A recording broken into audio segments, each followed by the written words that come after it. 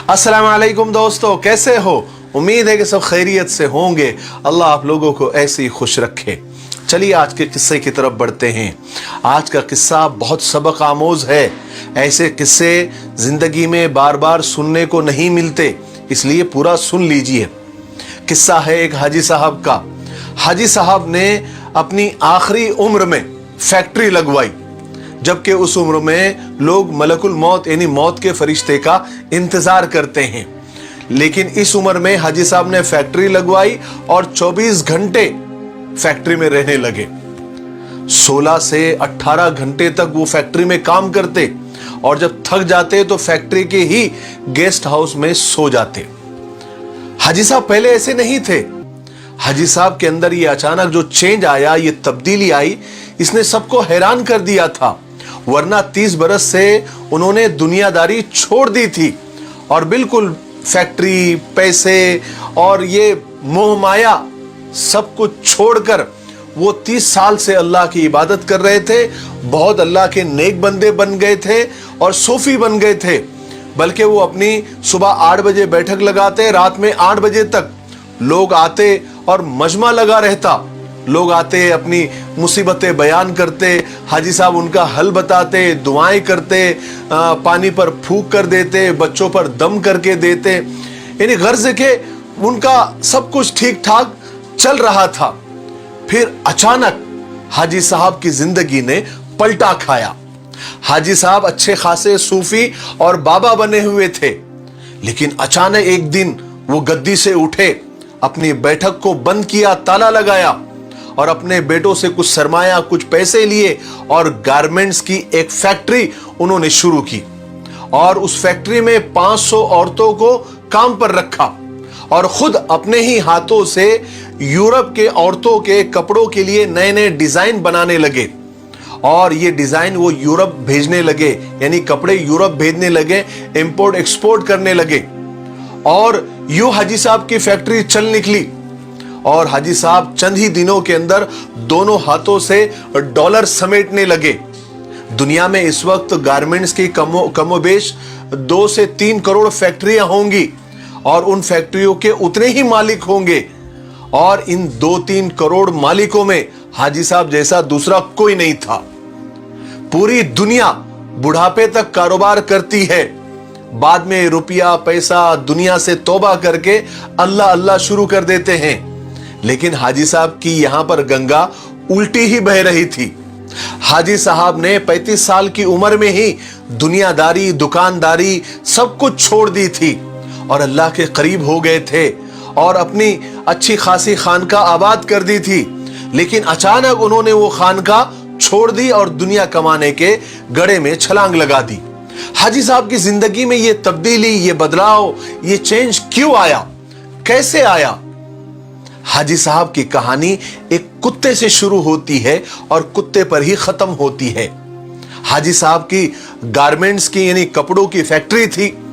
हाजी साहब सुबह सुबह फैक्ट्री चले जाते और रात देर तक काम करते थे। एक दिन वो फैक्ट्री पहुंचे तो उन्होंने देखा कि एक दरमियानी कद काट का कुत्ता घिसट घिसट कर उनके गोदाम में दाखिल हो रहा है। हाजी साहब ने गौर किया तो पता चला कि कुत्ता शदीद जख्मी है, यानी बुरी तरह जख्मी है। शायद वो किसी गाड़ी के नीचे आ गया था, जिसकी वजह से उसकी 3 टांगे टूट गई थी और खून भी बह रहा था।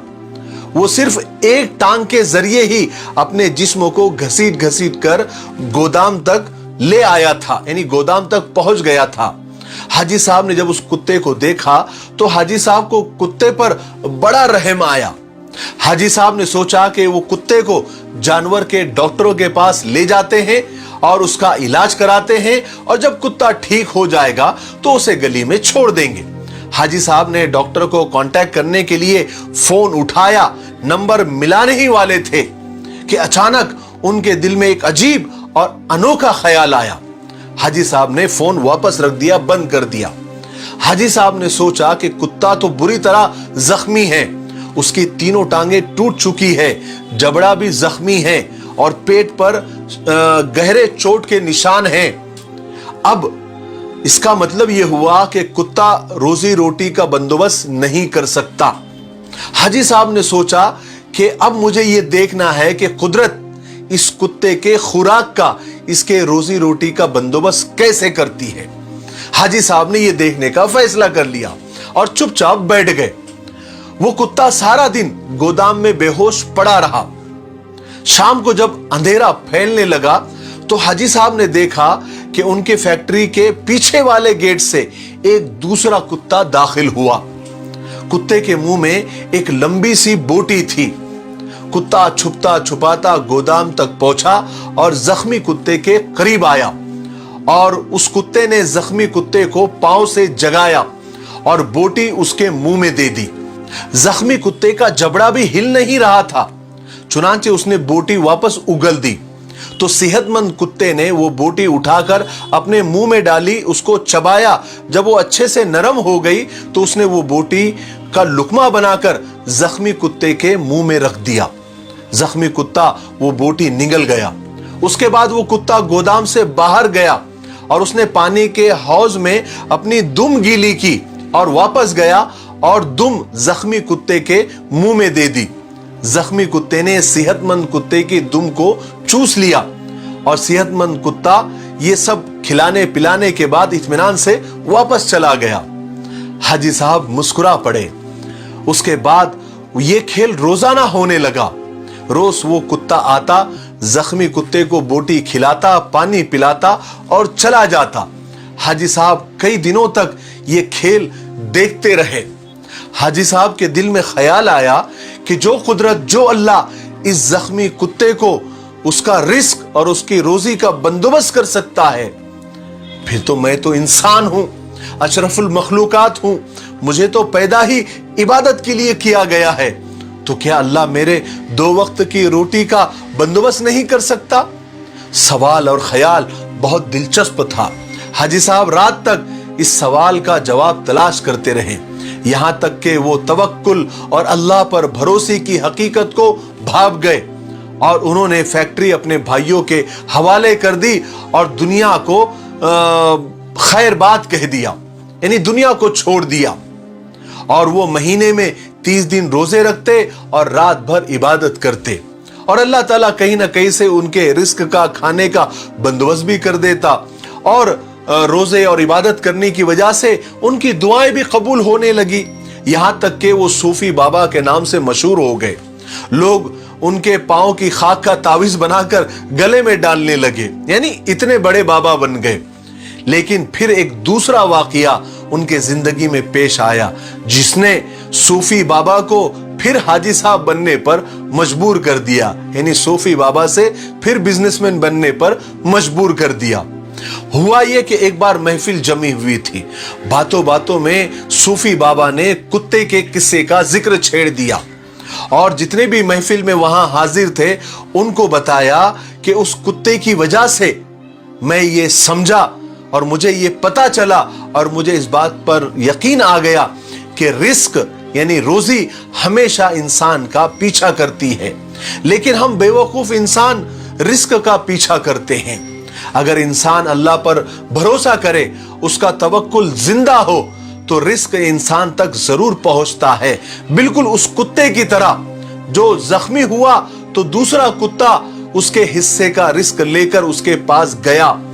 मैंने उस जख्मी कुत्ते से तवक्कुल सीखा है, इसलिए मैंने दुनियादारी छोड़ दी है और अल्लाह की इबादत करने लगा हूं, अल्लाह अल्लाह करने लगा हूं और मेरे रोजी रोटी का बंदोबस्त अल्लाह ताला कर देते हैं।